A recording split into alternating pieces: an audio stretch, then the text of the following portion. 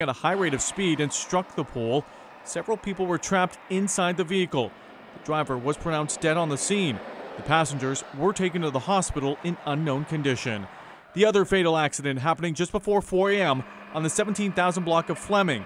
Police responded to the scene and found a Buick LaCrosse smashed into a tree. Officers say the Buick collided with a gray Jeep Cherokee. The driver of the Buick was pronounced dead on the scene. The driver of the Jeep was taken to the hospital. And tonight, police are just reminding everyone to slow down, take your time getting to your destination, and be careful. Reporting live tonight, I'm Alan Campbell, 7 Action News. All very important reminders, Alan. Thank you for that. The boil water advisory in Keego Harbor has been lifted. It was issued on Friday for some repairs. We're told your tap water is now safe to use and you no longer have to drink bottled water. So that's good news. All right, moving along here. Got to talk about sports, right? The Lions took to the road to try and get us on a winning streak. We were looking for that momentum with the Cowboys, but they broke our hearts, did they not? Justin Rose is here to tell us all about the sad news. Yeah, well, we've seen this script before, Amira. Too many times, too many broken hearts out there for Lions fans. The Lions said all week long that it was important to back up their win over the Patriots with another victory, but today wasn't meant to be. Let's take a look at what happened earlier. The Lions trailed by 10 entering the fourth quarter, but they scored 2 touchdowns. This one, Matthew Stafford to Golden Tate down the sideline, a beautiful play. Gave the Lions, after the extra point, a 1-point lead, but with 2 minutes and 14 seconds left, it seemed like too much time. Ezekiel Elliott from Dak Prescott, Jared Davis in coverage. Cowboys exploited it, and then as time expired, the 38-yard field goal from Brett Maher was good. The Lions moved to 1-3 on the season, losing this one by 2. Football is a hard game, you know. It's a lot. You go through a lot of emotions. It's up and down, but you got to stay focused. You got to stay in the moment, and you got to go out and execute. And that's the way the game is. That's why there's such a fine line in this game between winning and losing. The teams are so competitively matched every single week, and you know, you got to just go out and execute every minute, every second of the game. That's why it's a 60-minute game. 26-24 was the final score. The Lions now, as I mentioned, 1-3 on the season, and they have the Green Bay Packers coming to Ford Field next weekend. Missed opportunities, bad penalties, self-inflicted wounds. We'll talk about that stuff later on, Amira, in sports. But they were so close. So close, yet so far away. All right, Justin, thank you for that. No problem. Well, a deadly car explosion in Pennsylvania, what investigators are working to find out right now. Plus, if you're going to the Secretary of State this week, you're going to want to plan accordingly. Why the offices are expected to be a whole lot more crowded than usual. And next, President Trump weighs in on the FBI's investigation into his Supreme Court pick, Brett Kavanaugh. You're watching 7 Action News, Emmy Award winner for overall excellence and news excellence.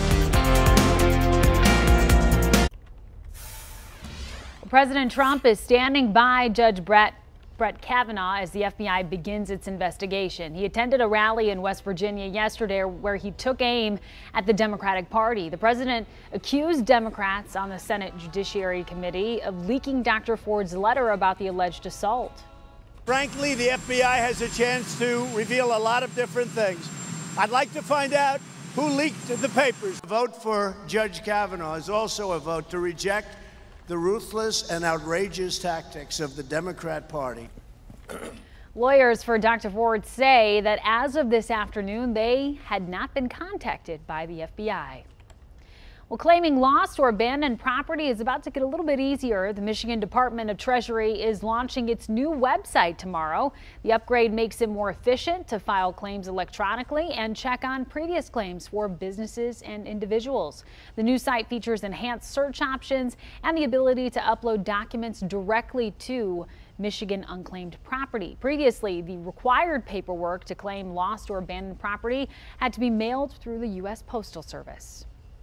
And if you're planning on going to the Secretary of State over the course of this next week, you're going to want to get there as early as possible. It's expected to be very crowded because tomorrow driver responsibility fees are officially eliminated. This means people with revoked or suspended licenses may be eligible to get them reinstated. Anyone who applies between tomorrow and December 31st can avoid paying a $125 reinstatement fee.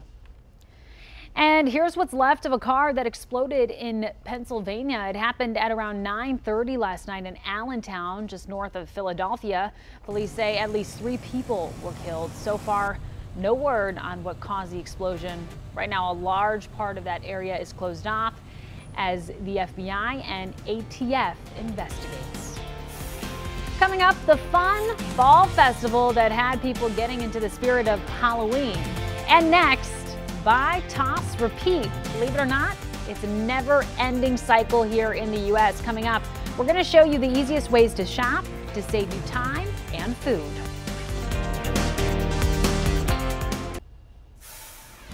Well, more than 800 million people around the world go hungry every single day, while 40% of the food we grow and buy here in the U.S. gets thrown in the trash. To help inspire change, local chefs gathered items that would have gone to waste and used it to put on a free dinner at Eastern Market. 7 Action News reporter Jennifer Ann Wilson shares what she learned at the event. Check out this butternut squash. Those spots would likely get them thrown out. Probably not many people would buy them off a grocery store shelf, but chefs today are using them. They say the spots are only on the outside. The inside of the squash is just fine. Well, we're trying to empower our community. Chef Phil Jones with Ruth's Catering Company is one of many who donated his time to whip up tasty dishes using items that otherwise would have ended up in the trash. It's a best buy and a used by date, and so we need to know that best buy means that it's still good and usable food. Food waste costs the average family about $2,000 every year, which is why the Make Food Not Waste event organizers put on this free community dinner to help show people how easy it is to save money. We use things in its entirety. We could use things that we don't think of as food. Stir-fried banana peel. Yes, it's delicious. It's actually a Kerala Indian style dish, and it's an actual recipe. Today, Cecilia Ramirez tried squash soup for the very first time. The soup is super delicious. I never had it before, so it was really interesting, and it seems really easy. They show the ingredients, and I thought, oh, maybe I could do this at home. She also learned some great tips on how to throw away less food. Meal prep and like save and store or share with your family and friends can really make such a huge difference. There are a lot of ways that we can help ourselves, and are really relatively simple. Make a shopping list, not of what you're going to buy, but of the food you already have. They call it shopping at home first. Keep it in a visible place. That way nothing goes to waste. If you want more tips like that, you can go to their website, makefoodnotwaste.com. I'm Jennifer Ann Wilson, 7 Action News.